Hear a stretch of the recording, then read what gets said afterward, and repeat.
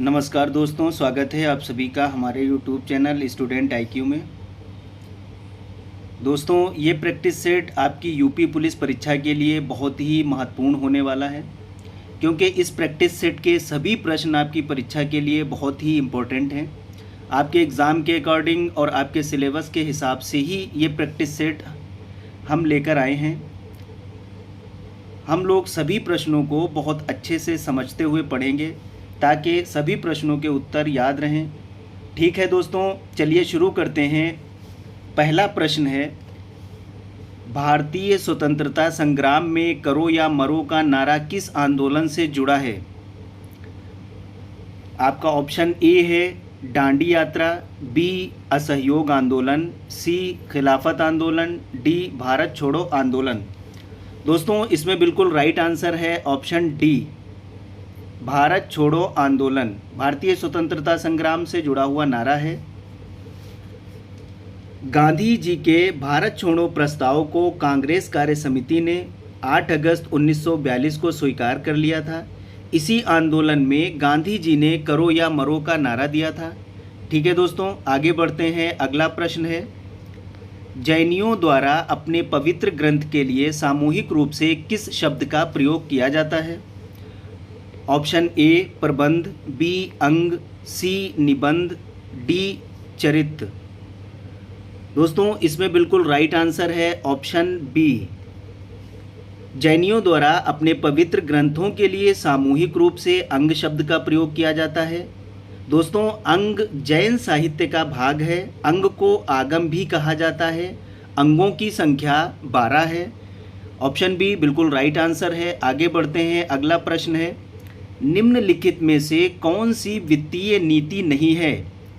Option A खुला बाजार operation, B कराधान, सी जनता से उधार लेना, डी जन व्यय। दोस्तों, इसमें बिल्कुल राइट आंसर है ऑप्शन ए खुला बाजार। ये वित्तीय नीति नहीं है। खुला बाजार ऑपरेशन वित्तीय नीति नहीं है, जबकि कराधान, जनता से उधार लेना, जन व्यय, ये वित्तीय नीति के घटक हैं दोस्तों। ठीक है, खुला बाजार वित्तीय नीति नहीं है। आगे बढ़ते हैं। अगला प्रश्न है, टिहरी बांध किस नदी पर बना हुआ है? Option A Alaknanda, B Bhagirathi, C Ganga, D Hooghly. दोस्तों, इसमें बिल्कुल राइट आंसर है ऑप्शन बी, टिहरी बांध भागीरथी नदी पर बना हुआ है। टिहरी बांध भारत का सबसे ऊंचा बांध है। इसकी ऊंचाई 855 फीट है। दोस्तों, ये भागीरथी नदी पर टिहरी के पास उत्तराखंड राज्य में स्थित है। आगे बढ़ते हैं। अगला प्रश्न है, किस देश के साथ भारत की सबसे लंबी अंतर्राष्ट्रीय सीमा लगी हुई है? Option A Nepal, B Pakistan, C चीन, डी बांग्लादेश। दोस्तों, इसमें बिल्कुल राइट आंसर है ऑप्शन डी, भारत की सबसे लंबी सीमा बांग्लादेश के साथ लगी हुई है। बांग्लादेश भारत का एक पड़ोसी देश है। इसके साथ सीमा की लंबाई 4096.7 किलोमीटर है, जो सबसे अधिक है। आगे बढ़ते हैं। अगला प्रश्न है, भारत के किस राज्य में सबसे लंबी तटीय रेखा है? Option A Tamil Nadu, B Andhra Pradesh, C Gujarat, D Paschim Bengal. दोस्तों, इसमें बिल्कुल राइट आंसर है ऑप्शन सी गुजरात। भारत के गुजरात राज्य की सबसे लंबी तटीय रेखा है। गुजरात राज्य की तटीय रेखा की लंबाई 1663 किलोमीटर है। दोस्तों, सबसे छोटी सीमा मात्र 37 किलोमीटर जो है वो आपके लक्षद्वीप समूह को स्पर्श करती है। आगे बढ़ते हैं। अगला प्रश्न है, कर्नाटक स्थित जाग प्रपात किस नदी पर है? Option A Kaveri, B Godavari, C Saraswati, D Krishna. दोस्तों, इसमें बिल्कुल राइट आंसर है ऑप्शन सी, जाग प्रपात जो है वो सरस्वती नदी पर है, कर्नाटक में स्थित है। ये 255 मीटर ऊंचा है। दोस्तों, इसे गरसोप्पा नाम से भी जाना जाता है। तो जौग प्रपात जो है वो आपका सरस्वती नदी पर स्थित है। ठीक है दोस्तों, आगे बढ़ते हैं। अगला प्रश्न है, निम्नलिखित में से कौन सा क्षेत्र उष्णकटिबंधीय सदाबहार वन से ढका हुआ है? ऑप्शन ए गुजरात का अर्धशुष्क क्षेत्र, बी पूर्वी घाट, सी पश्चिमी घाट, डी मध्य प्रदेश। इसमें बिल्कुल राइट आंसर है ऑप्शन सी पश्चिमी घाट। पश्चिमी घाट उष्णकटिबंधीय सदाबहार वन से ढका हुआ है।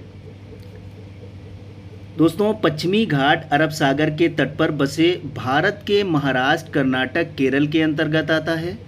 ऑप्शन सी बिल्कुल राइट आंसर है। अगला प्रश्न है, ये निर्णय लेने का अधिकार किसको है कि बिल मुद्रा बिल है अथवा नहीं?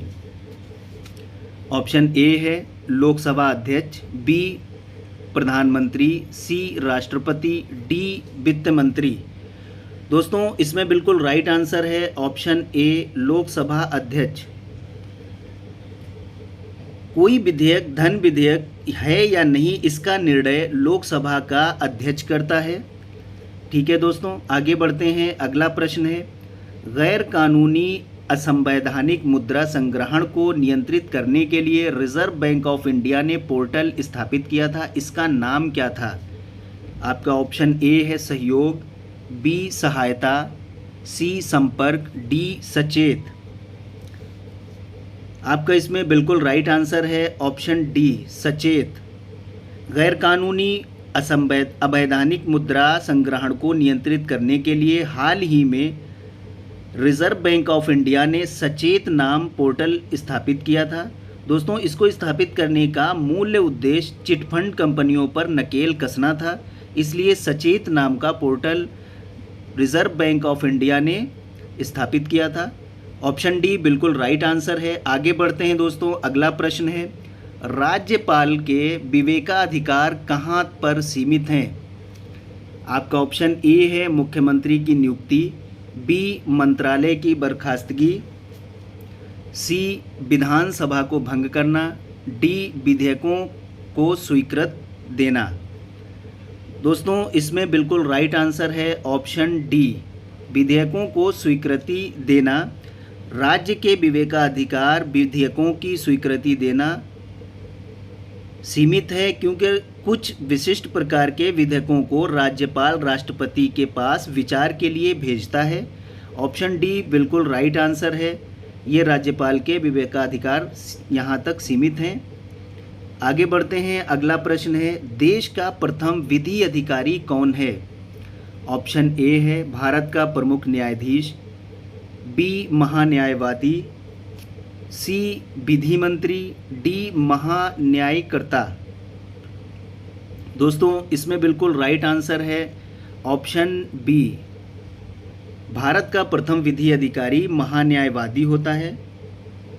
अनुच्छेद 76 के अनुसार महान्यायवादी सर्वप्रथम भारत सरकार का विधि अधिकारी होता है। इसकी नियुक्ति राष्ट्रपति करता है तथा वह राष्ट्रपति के प्रसाद पर्यंत अपना पद धारण करता है। ऑप्शन बी बिल्कुल राइट आंसर है। अगला प्रश्न है, पारंपरिक हिंदू सामाजिक व्यवस्था में जीवन का अंतिम लक्ष्य है।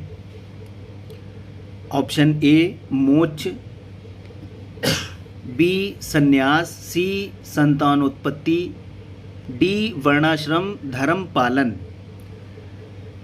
इसमें बिल्कुल राइट आंसर है ऑप्शन ए, पारंपरिक हिंदू सामाजिक व्यवस्था में जीवन का अंतिम लक्ष्य मोक्ष है। ठीक है दोस्तों, ऑप्शन ए बिल्कुल राइट आंसर है। अगला प्रश्न है, इंडियन विलेज नामक पुस्तक के रचयिता हैं।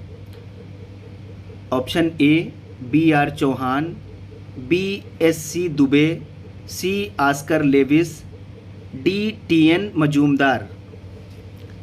इसमें बिल्कुल राइट आंसर है option B S C Dubey. Indian village नामक पुस्तक के रचयिता एस सी दुबे हैं दोस्तों। ठीक है, आगे बढ़ते हैं। अगला प्रश्न है, समाज में भूमिका संघर्ष तब उत्पन्न होते हैं जब व्यक्ति अपनी उपयुक्त भूमिका के प्रति जागरूक नहीं होते, बी है व्यक्ति जानते हुए भी उपयुक्त भूमिका निर्वाह नहीं करते। सी व्यक्तियों को भूमिका संपादन पर पुरस्कृत नहीं किया जाता। डी प्रत्येक की भूमिका सुस्पष्ट नहीं है। तो दोस्तों इसमें बिल्कुल राइट आंसर है ऑप्शन बी, व्यक्ति जानते हुए भी उपयुक्त भूमिका निर्वाह नहीं करते। समाज में भूमिका संघर्ष तब उत्पन्न होते हैं जब कोई व्यक्ति जानते हुए भी उपयुक्त भूमिका निर्वाह नहीं करते हैं। ऑप्शन बी बिल्कुल राइट आंसर है। आगे बढ़ते हैं, अगला प्रश्न है, दर्शन शास्त्र में दर्शन शब्द की उत्पत्ति किस धातु से हुई है? ऑप्शन ए दृश्य से, बी दृश्य से, सी दृश्य से, डी दृश्य से। दोस्तों इसमें बिल्कुल राइट आंसर है ऑप्शन ए।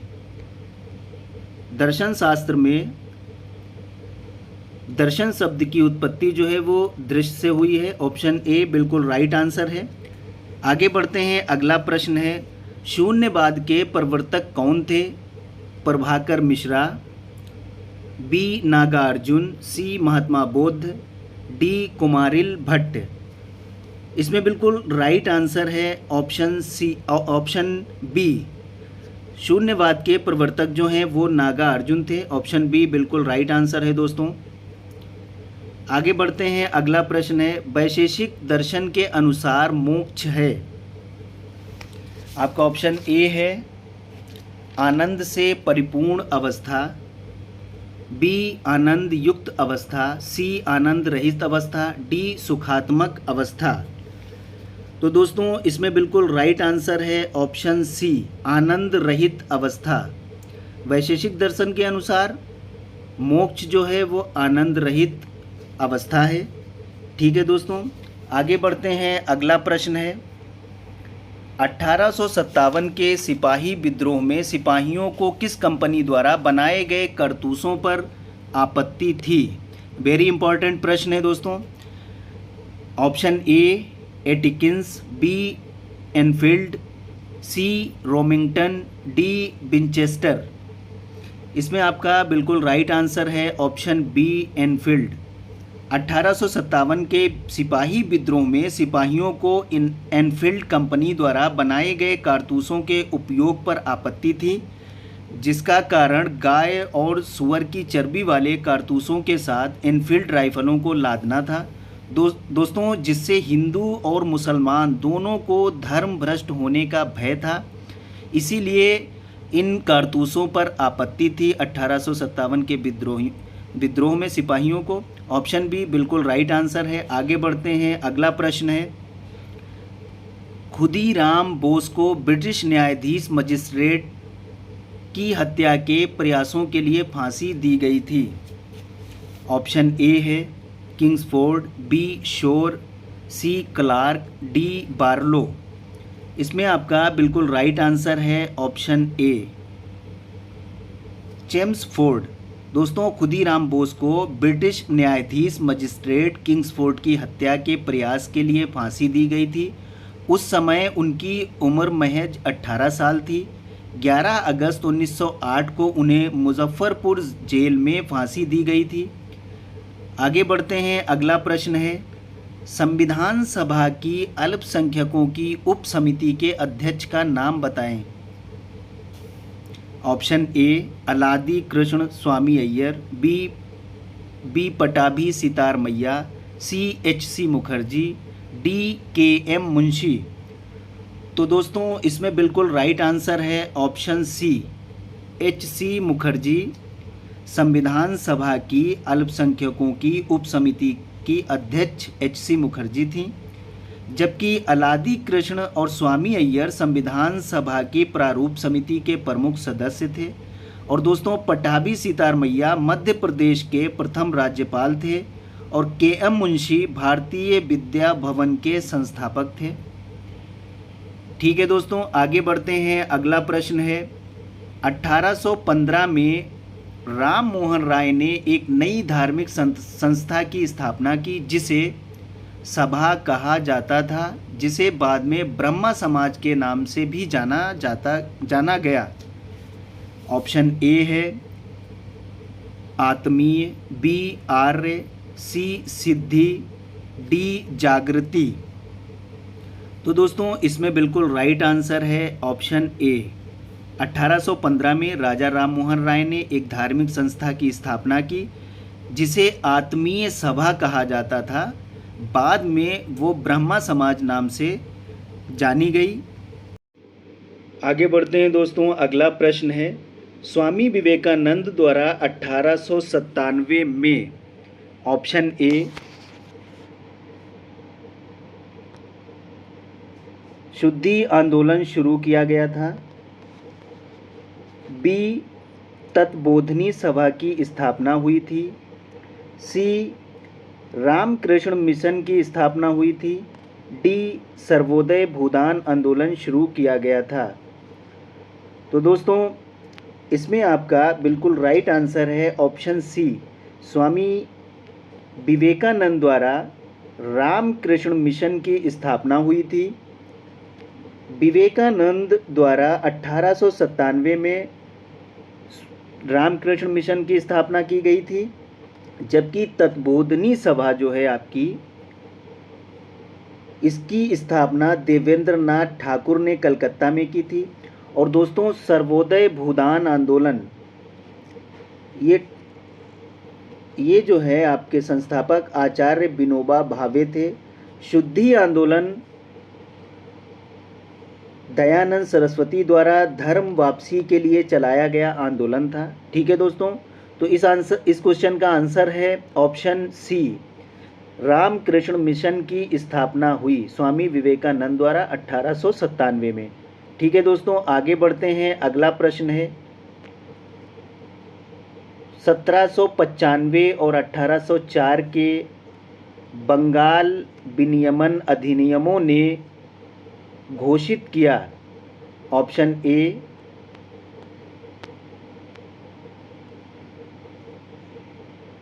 सती प्रथा को अवैध, बी कन्या हत्या को अवैध, सी विधवा पुनर्विवाह को वैध, डी बाल विवाह को अवैध। तो दोस्तों इसमें बिल्कुल राइट आंसर है ऑप्शन बी, कन्या हत्या को अवैध। 1795 और 1804 के बंगाल विनियमन अधिनियम ने कन्या हत्या को अवैध घोषित किया। दोस्तों सती प्रथा अधिनियम ये आपका राजस्थान सरकार द्वारा 1887 में बना तथा बाल विवाह अधिनियम 2006 में बना। ठीक है दोस्तों, आगे बढ़ते हैं। अगला प्रश्न है, बक्सर के युद्ध के बाद नवाब ने इलाहाबाद और कोरा को मुगल सम्राट को सौंप दिया, जो ब्रिटिश सैनिकों के संरक्षण के अंतर्गत आया था। ऑप्शन ए है बनारस, बी भोपाल, सी बहावलपुर, सी अवध। तो दोस्तों इसमें बिल्कुल राइट आंसर है ऑप्शन डी अवध। बक्सर के युद्ध के बाद इलाहाबाद और कोरा को अवध के नवाब ने मुगल सम्राट को सौंप दिया था, जो ब्रिटिश सैनिकों के संरक्षण के अंतर्गत आता था। बक्सर का युद्ध 22 अक्टूबर 1764 को ईस्ट इंडिया कंपनी के हैक्टन मुर्नो और मुगल तथा नवाबों की सेनाओं के बीच हुआ था। तो ऑप्शन डी बिल्कुल राइट आंसर है दोस्तों। आगे बढ़ते हैं। अगला प्रश्न है, मैकमोहन रेखा चीन के तिब्बती क्षेत्र और भारत के उत्तर पूर्व क्षेत्र के बीच की सीमा है, जिसे ब्रिटिश औपनिवेशिक प्रशासन हेनरी मैकमोहन ने 1914 में संधि पत्र में प्रस्तावित किया था। Option A Darjeeling, B Shimla, C Lhasa, D Kathmandu. तो दोस्तों इसमें बिल्कुल राइट आंसर है ऑप्शन बी। मैकमोहन रेखा चीन के तिब्बत क्षेत्र और भारत के उत्तर पूर्वी क्षेत्र के बीच की सीमा रेखा है दोस्तों, जिसे ब्रिटिश औपनिवेशिक प्रशासन हेनरी मैकमोहन ने 1914 में शिमला समझौते के में जो है इसे प्रस्तावित किया था। ठीक है दोस्तों, आगे बढ़ते हैं। अगला प्रश्न है, 18 फरवरी 1930 को हुई चिटग्राम शस्त्रागार छापे की घटना का नेतृत्व इनमें से किसने किया था, जिनमें क्रांतिकारियों ने डंपारा में स्थित पुलिस शस्त्रागार पर कब्जा कर लिया था। ऑप्शन ए है चित्तरंजन दास, बी गणेश घोष, सी बाघा जतिन, सी उल्लासकर दत्ता। तो दोस्तों इसमें बिल्कुल राइट आंसर है ऑप्शन बी गणेश घोष। 1930 ईस्वी में चिटगांव सत्रागार छापे की घटना सूर्यसेन के नेतृत्व में स्वतंत्रता सेनानी समूह के सदस्य गणेश घोष, लोकनाथ बाला, अंबिका चक्रवर्ती, सुबोध राय के द्वारा की गई थी। तो ऑप्शन बी बिल्कुल राइट आंसर है दोस्तों। आगे बढ़ते हैं, अगला प्रश्न है, भारत की समुद्री सीमा तटीय किनारे से दूरी तक समुद्र में फैली हुई है। ऑप्शन ए है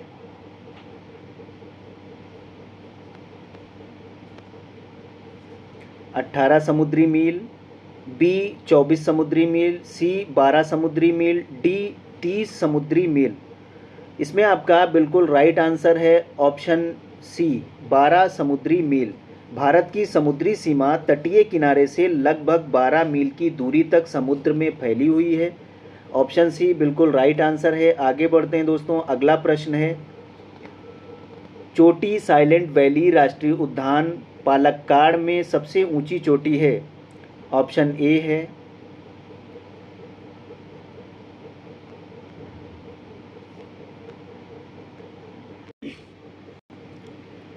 अनाईमुडी, बी अंगिडा, सी देवीमला, डी पेरुमाल। तो इसमें आपका बिल्कुल राइट आंसर है ऑप्शन ए अनाईमुडी चोटी साइलेंट वैली राष्ट्रीय उद्यान पालक्कड़ में सबसे ऊंची चोटी है। ठीक है दोस्तों, आगे बढ़ते हैं, अगला प्रश्न है, कौन सी नदी पश्चिमी तटीय मैदानों में प्रवेश करने से पहले 275 मीटर ऊंची चट्टान से गिरती है और गरसोपा जलप्रपात बनाती है। Option A Ghataprabha, B Hemavati, C Sharavati, D Kabini. इसमें आपका बिल्कुल राइट आंसर है ऑप्शन सी शरावती नदी पश्चिमी तटीय मैदानों में प्रवेश करने से पहले 275 मीटर ऊंची चट्टान से गिरती है और गेम्पा जलप्रपात बनाती है। ठीक है दोस्तों, आगे बढ़ते हैं, अगला प्रश्न है, किस राज्य की स्थापित बिजली उत्पादन क्षमता सबसे अधिक है। Option A Gujarat, B Tamil Nadu, C Andhra Pradesh, D Maharashtra. इसमें बिल्कुल राइट आंसर है ऑप्शन डी महाराष्ट्र। महाराष्ट्र की प्रतिस्थापित बिजली उत्पादन क्षमता सबसे अधिक है। अगला प्रश्न है, भारत में कौन सा आदिवासी समुदाय अधिकतर उदयपुर में सिरोही की अरावली पर्वत में पाया जाता है। Option A Gond, B Kodo, C Bhil, D Toto. इसमें बिल्कुल राइट आंसर है ऑप्शन सी भील।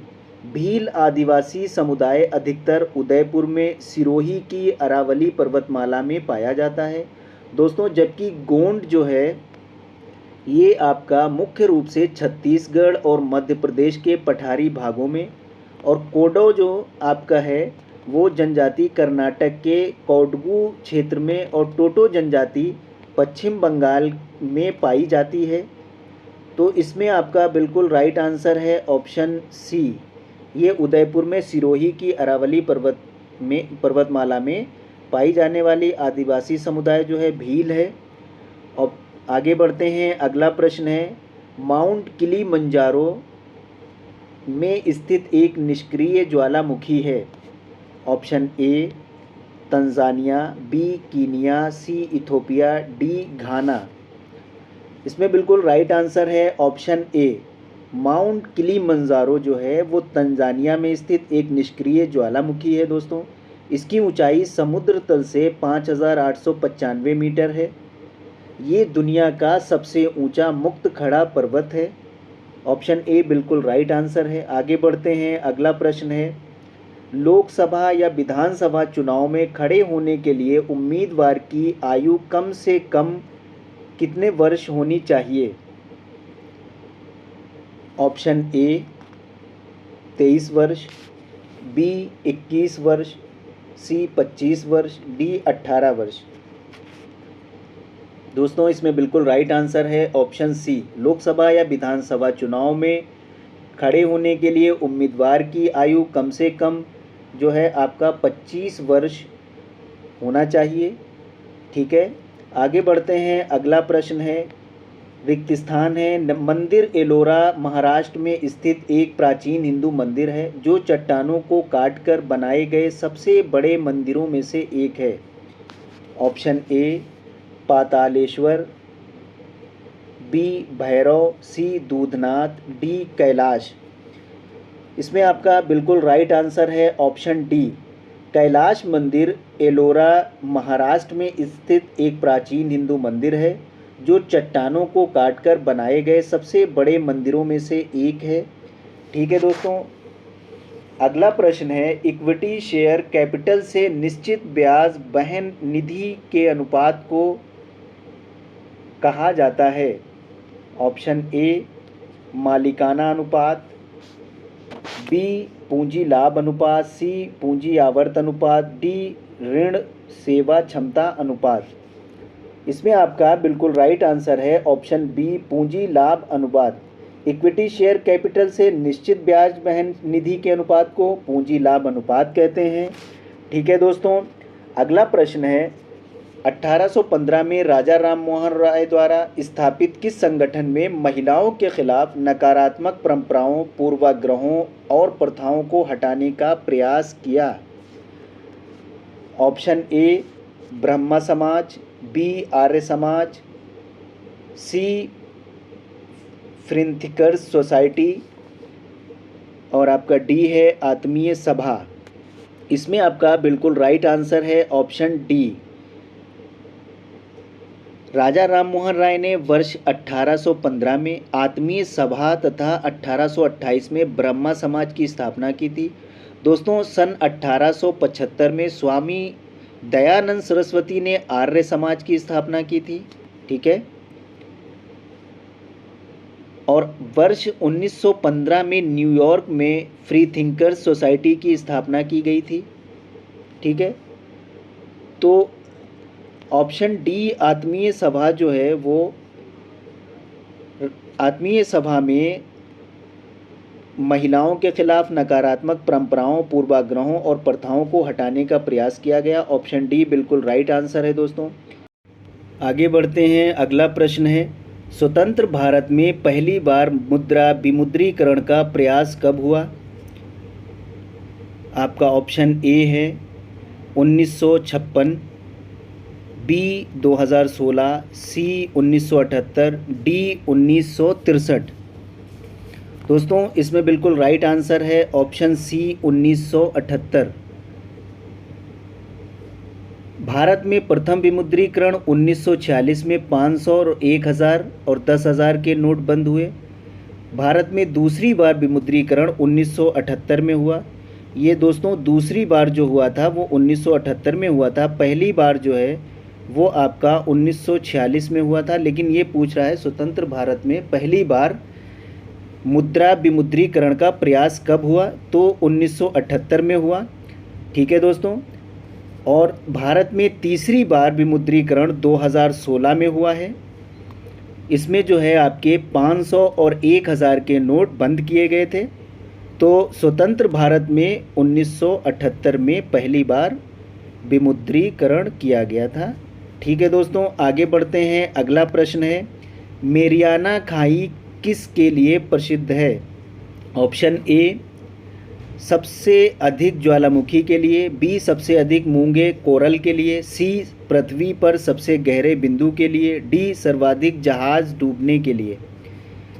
इसमें बिल्कुल राइट आंसर है ऑप्शन सी पृथ्वी पर सबसे गहरे बिंदु के लिए। मेरियाना गर्त पृथ्वी पर सबसे गहरे बिंदु के लिए है। दोस्तों, इसकी गहराई 11,022 मीटर है और ये प्रशांत महासागर में है। मेरियाना गर्त प्रशांत महासागर में पाई जाती है। ठीक है दोस्तों, आगे बढ़ते हैं। अगला प्रश्न है, भारत के केंद्रीय मंत्रिमंडल में अधिकतम कितने मंत्री हो सकते हैं।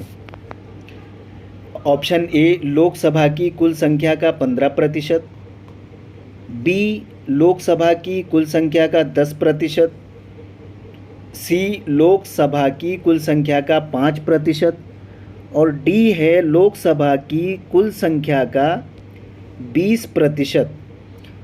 तो दोस्तों इसमें बिल्कुल राइट आंसर है ऑप्शन ए। लोकसभा की कुल संख्या का 15% भारत के केंद्रीय मंत्रिमंडल में मंत्री हो सकते हैं। लोकसभा की कुल संख्या का 15%। ठीक है दोस्तों, ये संख्या 91वें संविधान संशोधन 2003 द्वारा निश्चित की गई है। ऑप्शन ए बिल्कुल राइट आंसर है। आगे बढ़ते हैं, अगला प्रश्न है, किस अधिनियम में एक ऐसा प्रावधान है जो भारत सरकार को भारतीय रिजर्व बैंक को निर्देश जारी करने का अधिकार देता है?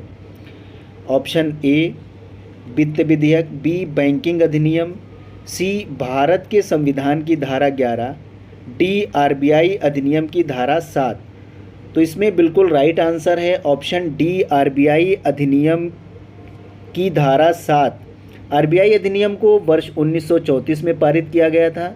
दोस्तों इस अधिनियम की धारा 7 के अंतर्गत केंद्र सरकार आरबीआई के गवर्नर से परामर्श करके लोकहित में आरबीआई को निर्देश दे सकती है।